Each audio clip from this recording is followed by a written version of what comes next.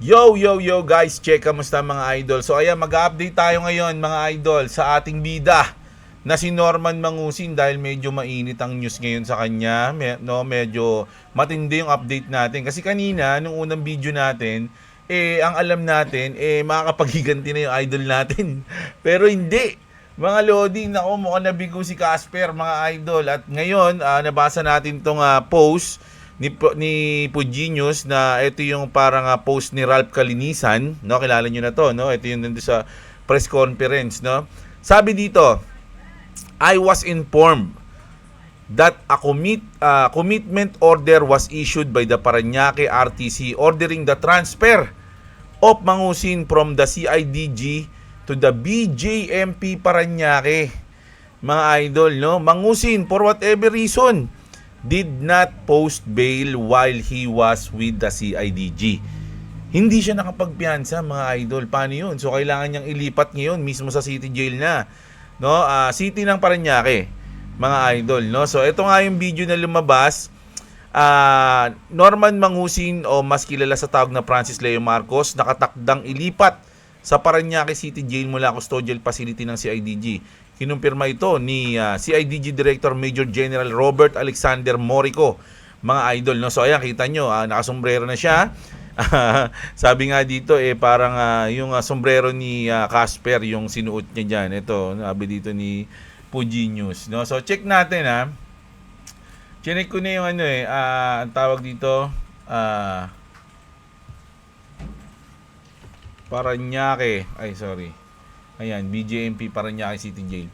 So ito yung Parañaque City Jail na paglilipatan niya. Hindi ko alam kung ito yun sa Google na lang. Kasi sa Google medyo marami. Dito kasi parang may mga program pa sila dito Ayan sa picture. Ayan. No? Dito lilipat ngayon si Mangusin, no? BJMP Parañaque City Jail. Okay, so ayan tayo. So dito mga idol, no? Ayan, dito lilipat ang ating bida.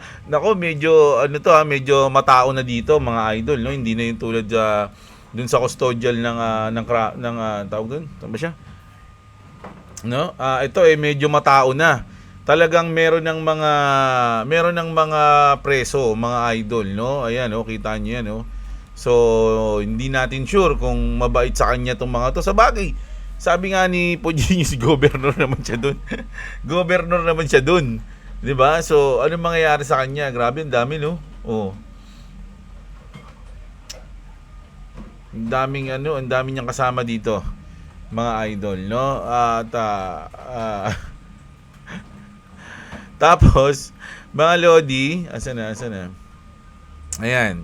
Tapos mga idol, ayun na nga, ito sabi dito, baseball cap ni Casper yung hiniram niya. So ito ngayon yung parang pinaka kasi nakakapagtaka. Kasi meron talaga siyang pang bail, dapat nakapag-bail na siya. So hinayaan niya pang malipat siya.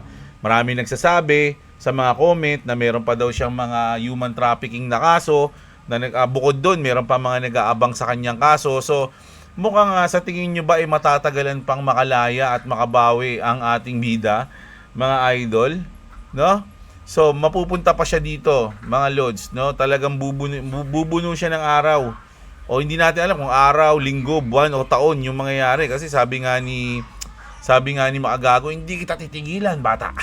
No? Talagang sunod-sunod maski si Ralph, no? Sinabi niya ng press conference ni Ralph Kalinisan na talagang siseryosohin o talagang dadagdag patong-patong kumbaga yung ikakaso sa kanya. Pero bailable naman lahat yun. Ang tanong kasi, mga idol, kung may pang bail pa ba yung ating bida?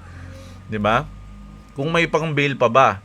So, pwede siyang mahingi sa isa nating idol. Ito kung bakit ko sinama si Idol, no? Si Idol Rapi sa pamagat natin o sa ating tawag dito, sa ating thumbnail. Kasi merong pinost dito si Puginius din, no?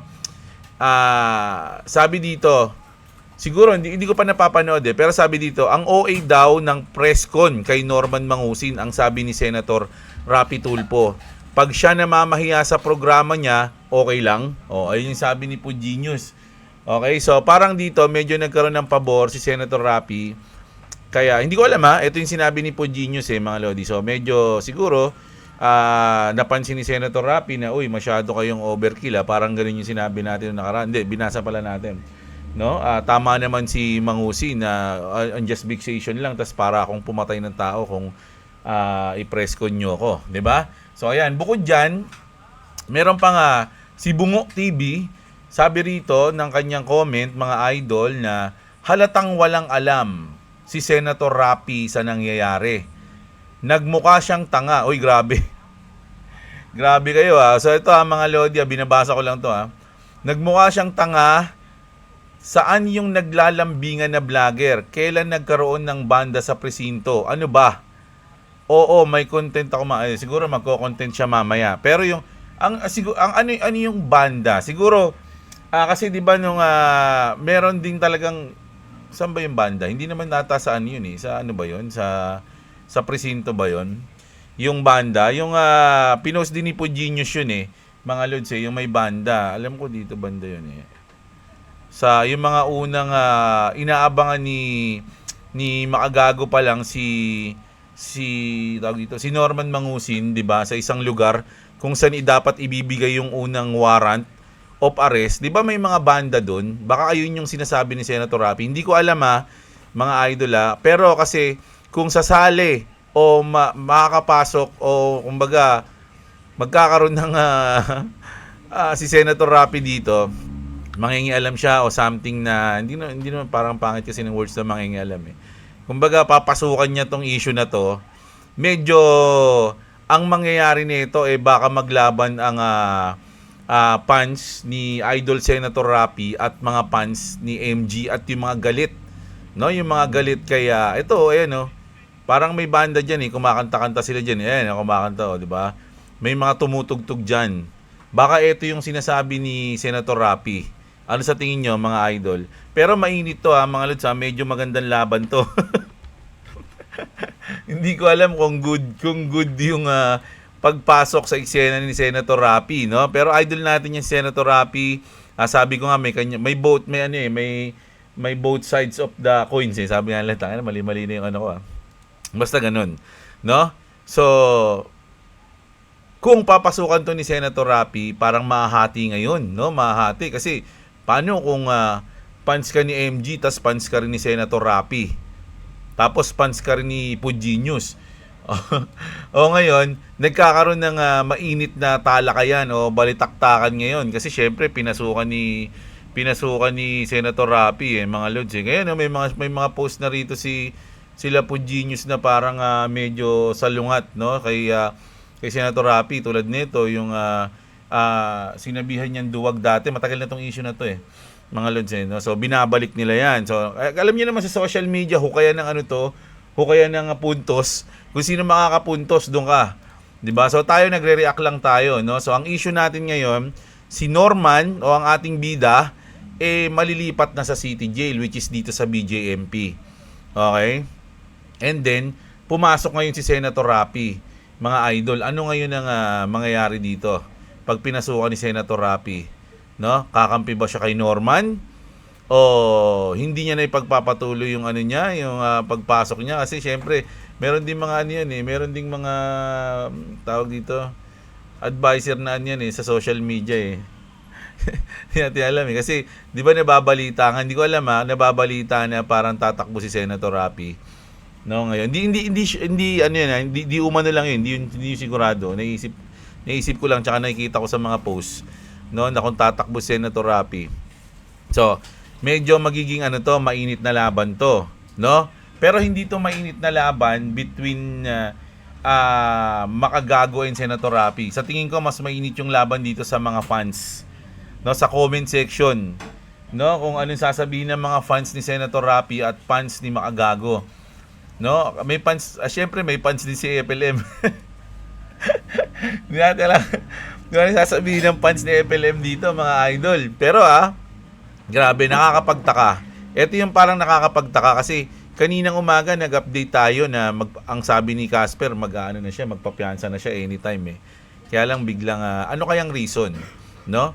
Isa ba sa reason, wala siyang pampiyansa? Naniniwala ba kayo doon? Mukhang meron naman. No, kasi trilyonaryo naman to si FLM, 'di ba? o merong pang mga nakapilang kaso o may dumating siguro ulit na kaso na hindi agad siya pinag-bail. Di ko alam mga idol Ako gusto ko lang marinig yung opinion nyo. Kasi kung may alam kayo, i-comment nyo lang dyan. At makipaglabang kayo sa mga fans niya. Di ba? So, at isa pang tanong, no, bukod doon, kung ba't siya hindi nakapagpiansa. Sa tingin nyo ba, hahaba yung issue na to na pinasukan ni Senator Rapi, no? Yung issue ni FLM, mga idol, no? Ako wala parehas kong idol yan, si Senator Rapi, medyo, hindi medyo, no? Talagang pinapanood ko dati yan, iyak pa nga ako minsan, di ba pinapanood ko pero dati pa yun, ngayon medyo matanda na ako medyo na ako 66 na ako So medyo hindi na tayo, medyo tumitingin na rin tayo sa mga tama at mali. Although solid pa rin naman tayong fans ni sabi ko nga ni Senator Rapi. Sabi ko nga sa inyo, habang tumatanda tayo, nagiging entertainment na lang lahat ng mga nangyayari sa paligid sa mga pinapanood natin, no? So grabe lang yung sinabi dito ni Bungo TV na sinabihan niya si Senator Rapi, nagmukha siyang tanga. Saan yung ganto ganyan, no? Ayan. Ano man sabi niyo diyan, lalo na yung mga fans ni Senator Rapi, 'di ba? Pero syempre, fans din tayo ni Boss MG, no?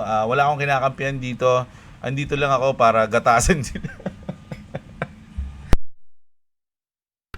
No, hindi. Ito lang tayo para mag-update, no, ng mga bagong update sa mga pangyayari ngayon, 'di ba? Sabi nga niya dito, 'di ba, gobernador, hindi kinakalbo. Shoutout po sa mga taga-Annex 2 at Annex 4. O, ayan mag-positive o negative kaya ang ating bida? Ay, ano ba dyan? May drug test ba dyan bago pumasok? Di ba? Tsaka alam ko, may mga pangkat na ba dyan sa Parañaque City Jail? Siguro may mga pangkat na dyan. Kasi City Jail na yan May mga pangkat na dyan. Yung, di ba, yung sinasabi niya minsan yun, Sputnik, ano pa ba yung mga nandun? Hindi pa kasi ako nakukulong Bahala na gang, di ba? Magaling yan So, hindi natin alam anong pangkat kaya mapupunta. Saan pangkat kaya mapupunta ang ating bida, no? Abangan, subaybayan sa susunod na kabanata. So, ayan. Ayun yung update natin, mga lods, no? Nakaka-intriga lang kasi hindi siya nakapagpiyansa at biglang pumasok sa eksena ang ating idol na si Senator Rapi. So, ano magiging comment nyo dyan, mga idol? I-comment nyo lang. No, bukas mag-update ulit tayo kung ano yung bago. Hanggat may bago, update tayo, mga lods, no? Panoorin niyo sa pang video diyan yung aking thoughts, no, sa issue ni Apex. No, so ayun. Kita-kits tayo, mga idol. Maraming salamat sa mga nanood. Next video, alam niyo na, like niyo yung video natin, subscribe sa mga hindi pa nakasubscribe. Magandang araw sa inyo, mga kapatid. At What's up?